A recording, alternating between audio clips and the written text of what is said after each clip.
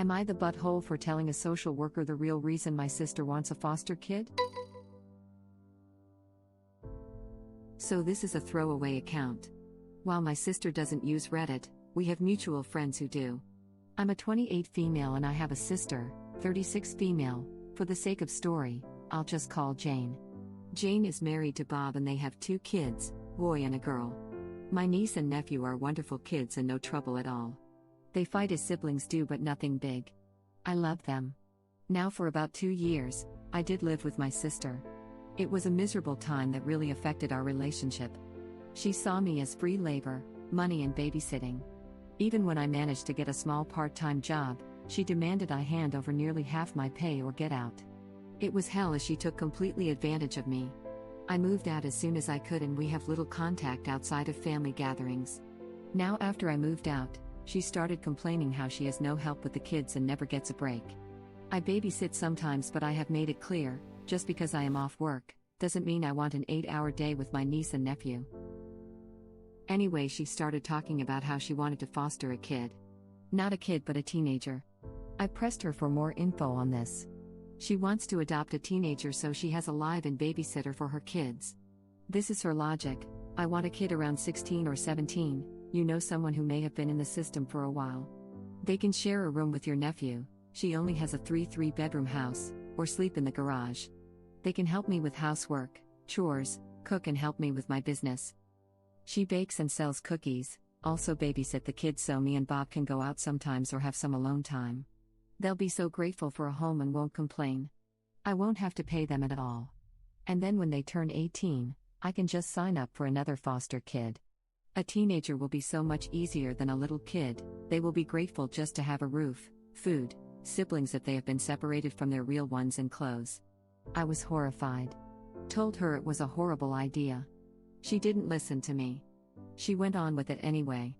About a month ago, a social worker showed up at my apartment to ask me some questions about my sister. She had put me down as a character witness or something like that. I immediately told the social worker why my sister really wanted to foster a kid and how she treated me when I lived with her. The lady thanked me. My sister called crying saying that she wouldn't be considered for any adoptions or fosters. The social worker told her that they felt her home and she weren't a good fit. She asked if I said anything and I told the truth. She went off on me, hung up, and we haven't spoken since. She has sent some angry texts. A couple family members are on her side. They think foster kids are effing dogs or something and would be so happy just to have a roof and would gladly do all the housework.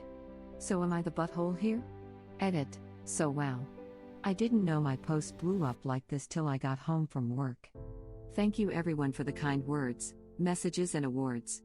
Remember, no child is in control of the circumstances that may have landed them in the foster care system.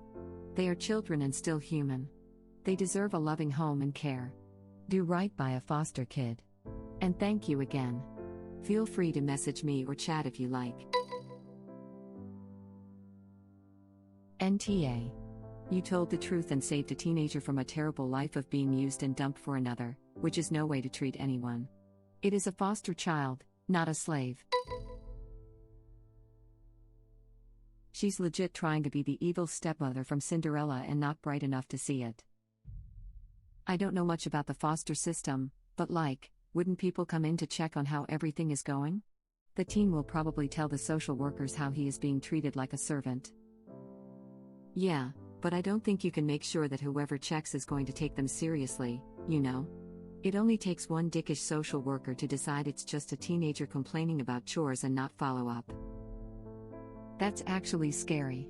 At the same time, what's more frightening is that there probably are kids in this exact situation with abusive foster parents who got away with it. There are. This is surprisingly common.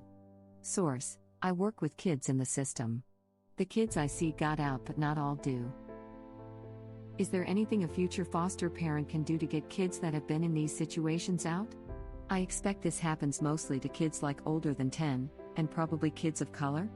I'm not capable of fostering yet, but I've always wanted to foster kids over the age of 12 or so if I can financially afford to do so. They can have a safe place to come to that isn't abusive and doesn't expect things from them that shouldn't be asked. Oh, it breaks my heart to learn that. There are, unfortunately, A lot of kids in abusive foster situations. There are just too many kids who need help and too few social workers to care for them. So kids slip through the cracks all the time. And unless there is blatant physical abuse, nothing is likely to happen. Some evil folks not only look at foster children as free labor, or worse, but also as paychecks, since they get a stipend that's supposed to cover the kids' expenses, so the parents will do whatever they can to keep that money coming in. Epping sick people. NTA. Wish more people stood up to help the more vulnerable among us. Yeah. My mom was a foster mom for a while when I was in my 20s. She had 2 twin sisters for about 6 months and then they went back to their mom. She wasn't able to do it again after that because it was super hard, because one of the girls had a lot of behavior issues, and the money she got from the state just barely covered food and basic clothes, and she didn't make enough to really support 2 other people. She felt bad, but it was negatively impacting her own financial stability because she just wasn't able to deny the girls simple things that the money from the state didn't cover, like school trips, entertainment money for them to go out with friends, etc. So she ended up paying that stuff out of her own pocket. She still talks to one of the girls occasionally, the one without behavior issues, 20+ years later, so it's unfortunate she wasn't able to help more kids, as I think she was good at it. After that she became a big sister to a couple kids and that worked better. She could still help the kids, but it wasn't as expensive or exhausting as being a full-time parent. She and I talked about it a few years ago. I was an only child and a pretty easy kid. I didn't get into trouble, I was out a lot either working or at after-school activities, so I was very independent, and when I was home, I was basically just in my room studying or reading for pleasure. She had a hard time adjusting to kids with behavior issues who were very needy, and I think it was a lot more difficult than she expected. There are tons of kids in abusive foster homes. My mom was a social worker back in the 70s and 80s and said that at least a third of the removals she oversaw were from foster homes where the kids had been placed to try to get them out of abusive situations. There's also the fact that they could have come from much worse, which unfortunately is what Op's sister was banking on. It's so crafty that she's literally trying to take advantage of a child who grew up in the system. The irony is that kids like that are often pretty traumatized, emotionally and socially, and will need plenty of therapy for years to heal some of those wounds. She thinks she's going to get a high-functioning near adult whom she can use as the help, and instead she's going to get a kid that's been bounced around, abused, neglected, has no emotional connection to anyone, etc. That kid is going to be a constant nightmare for someone who isn't prepared to deal with a 15 to 17-year-old who has no attachment to them, and has no interest in forming an actual, emotional connection with said kid. The first time they mouth off or tell foster mom to F herself, she'll lose her effing mind. This though. I worked at a school for at-risk youth for a few years, and while they were mostly wonderful people, they were deeply challenging a lot of the time. Burnout is huge for people who work with this population because it is so emotionally demanding. By and large, they are not grateful for your help even if you are being honestly helpful. Traumatized kids are often very hostile, understandably so, and take so long to trust new people. This woman would only be setting them back in life, convincing them that anyone who tries to come in your life just wants something from them and will not love them. This was my first thought when reading Op's post. She's expecting to get someone that she can trust to watch the kids and help make cookies. There was a post a few days ago about a 14F that is in foster care and is a flight risk. She has already ran from them twice and now has to go to church with them so they can keep an eye on her. Op, thank you for being honest to the caseworker, and I'm sorry you're getting grief about all this. Most children are in foster care because of abuse, and to go into a house with people who are supposed to take care of you only to be treated as a slave? That poor child. Not only would your sister be getting free labor, but the state would be paying her for it too. That's disgusting, and I'm glad she was turned down. This is not a new thing. People have tried taking in kids without homes as a way to sugarcoat slavery for a long time. Web link. This absolutely happened to my grandpa. He also had to take bleach baths. You know, so he could look more white. This is one of the worst things I've ever heard. Yeah, back in the early 20th century, governments figured that the best way to get orphans adopted was basically to market them to families as farmhands or housemaids. I encourage you to check out Anne with an E on Netflix, a somewhat darker adaptation of Anne of Green Gables, as that's basically what it's about. It reminds me of the housing offered posts I've seen men share online for free housing for a female roommate who may be sick of sleeping at bus stations or on the streets. I've seen multiple with these exact lines, and all that's required is companionship. I even saw one that asked women applying to share how many family members they had and whether they lived nearby, which made it seem like the poster was trying to find targets with no one to advocate for them. This is what Op's sister is trying to do, in a way. Find someone desperate, who might not even know they're being abused, who doesn't have anyone in their corner and doesn't have a system to fully protect them. Thank God original post spoke up.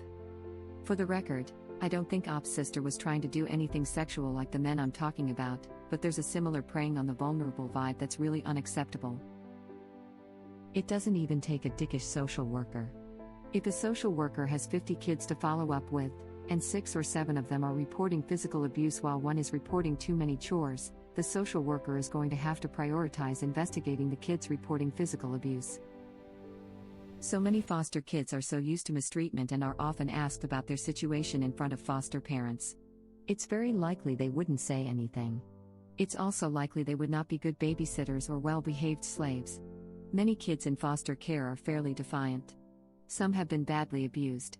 Leaving a new foster kid alone with young children is a bad idea. These kids would have her number pretty quick. That was my thought, too. Like, you want to take in someone who may never have had a serious, long-term, relationship of any kind, into your house, and just thrust your kids onto them and use them as free labor in your butthole mom cookie baking business? Yeah. Let me know how that's going to work for you. These kids in foster care who are 15 to 17 are going to need years of therapy, people they can grow to trust, etc. That woman would be in for one hell of a ride the first time she's like, I'm going out watch the kids and comes home to find them duct taped to chairs and the foster kid gone, with whatever they thought was valuable and they were able to carry. Play stupid games, win stupid prizes. I was in a group home as a teen in which I was badly abused. Anytime a social worker phoned or came to see me, one of the staff made it a point to be in the room. When I was asked about my living conditions, I made out like everything was fine, because the one time I did speak up, I was sorely punished for it later. I still have scars from that place 23 years later. Most kids in the system just try to keep their heads down and get out once they come of age and make the best of what's been done to and with them. A lot of us don't realize real success as adults, particularly where our relationships are concerned. I've known quite a few foster kids and their foster parents were horrible. You got so sick that you vomited? They made her eat that vomit back. WTF? They often get farmed for money since a foster parent gets a stipend for taking one in. You need to have a room for them, but it isn't uncommon to make them sleep in the garage or something, and for the scheduled check-in, the parents will pretend a room is for the kid and the kid has to play along. I have always wanted to foster since the foster kids I met were truly amazing people and I know I treat them much better. Social workers are supposed to check on the homes. As a foster parent, I've gone months without some social workers stepping foot in my house. I had to complain multiple times and go over their head to get one to even set foot in my house. When they do show up, most rarely have gone past the front door. They take a photo of the kid and are gone within 2 minutes. I'd like to think they do this for me because it's so evident how much I care for the kids, but would be naive to not think they also let a lot of bad foster homes get swept under their rug this way. Most of the teens I work with are pragmatists. They've been in the system long enough to know that there is always someplace worse. I had a kid who swore up and down that a home was okay. It wasn't until I moved him to a relative that he admitted that it wasn't. His reasoning? This was better than a shelter. NTA. What her sister is trying to do is disgusting. And it won't work. You're right, she's acting like she can just pick up a slave. Odds are, the foster who has had a tough life as it is, would be more like an adult mentally. And most adults won't work for free. Half of me wishes the adoption would have went through and she learned the hard way. WTF is wrong with your sister? WTF? NTA. Kids aren't slaves and shouldn't be treated as such. I'm glad you got out of living with your sister, because she sounds difficult to live with, and you absolutely did the right thing to prevent a child from being treated like you did. NTA. What you did was the only ethical option. Not only is this treating another human being like a literal house slave, and a disposable one at that, but older fosters tend to have been through a horrifying amount of abuse that means they often need a lot of help themselves. Honestly, The plan to have him live in the same room as the younger children is generally not allowed for that exact reason. It's incredibly common for sexually abused children to repeat the behavior to other children because they don't know better and it's been normalized, and I'm guessing the garage plan wasn't even mentioned to the social worker because that is right out. Older foster children are generally harder to place exactly because they generally need so much work, but all your sister sees is free labor. Unless she somehow lucks out with actual Cinderella, her flippant plan is not only cruel but exposing her own children to potential physical and sexual abuse, drugs, whatever horrible things the foster child had to do to survive. Also, I'd extremely not trust any family member that is on her side. You shouldn't be celebrated by adopting a child for your own gain. This is just a genteel version of Victorian men scooping up orphans and forcing them to work as chimney sweeps and coal miners, then discarding them when they get too big to do the work. This is why my pipe dream is to one day own a small hobby farm where I can just shelter foster teens and senior dogs. I don't know that I ever really want to be a parent, per se, but I'd like to be a safe spot people can call home. Somewhere that even if that were only there for a couple months, they know the door is always open if they need a place to rest. My mom has had a very similar dream for as long as I can remember. Even if it never happens, if you spend each day with that kind of compassion, the world will be a better place for you being in it. Thank you, that's very sweet. That's the philosophy I'm trying to push, anyway, that even if we can't do much on a large scale, there's no reason why we shouldn't stomp around in our own little patch of grass to make it a good place to live. Everything ripples outward. You're not the only one with this kind of dream. We can make a difference in our world with just a little stone in a pond. As you say, ripple effect. Keep up the charitable attitude and we'll make this world a loving place. Thank you for watching. If you like our videos, please like them on YouTube. And share them with your friends. Please subscribe to be the first to know about Red Rabbit Reader's new videos. We welcome your comments below.